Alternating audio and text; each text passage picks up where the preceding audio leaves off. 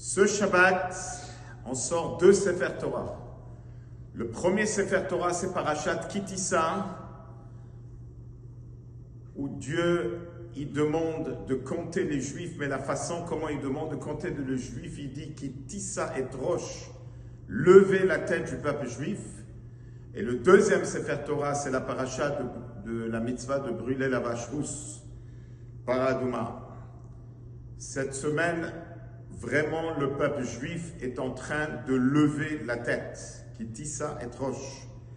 Depuis Shabbat dernier, où on a sorti le deuxième Sefer Torah, où Dieu il a demandé d'effacer Amalek, on a commencé à effacer Amalek, et il n'y a pas assez de mots à remercier à Kadosh Baruch Hu pour ce moment extraordinaire qu'on est en train de traverser, où Amalek est en train de s'effacer.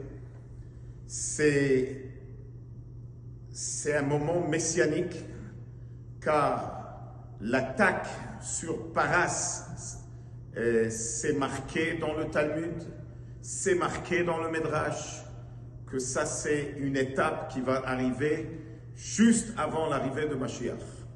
Que Atida Paras, chez Tipol, que Paras va tomber.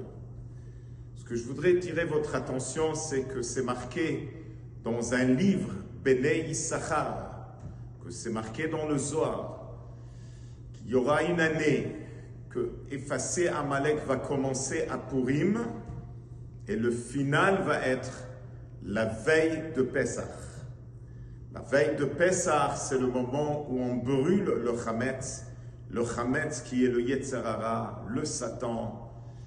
C'est incroyable qu'on est en train de voir devant nos yeux cette étape d'effacer Amalek qui a démarré à Purim, car déjà le Shabbat avant Purim, c'est le Shabbat où on a lu pour effacer Amalek, et même la lecture de la Megillah, à l'époque, on pouvait déjà la commencer à lire le 11, donc c'était Shabbat, le 11 Adar. Et incroyable, c'est marqué que ça va durer jusqu'à la veille de Pessah. Alors, c'est un moment unique dans l'histoire du peuple juif, que ça fait des milliers d'années qu'on attend à ce moment-là.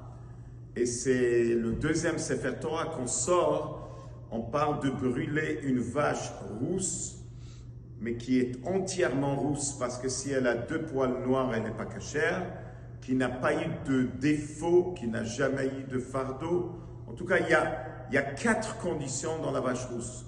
Adouma, Tmima, Sheren Bamouma, Shelo Ala Alea Od. C'est marqué que les 4 conditions représentent les 4 exils.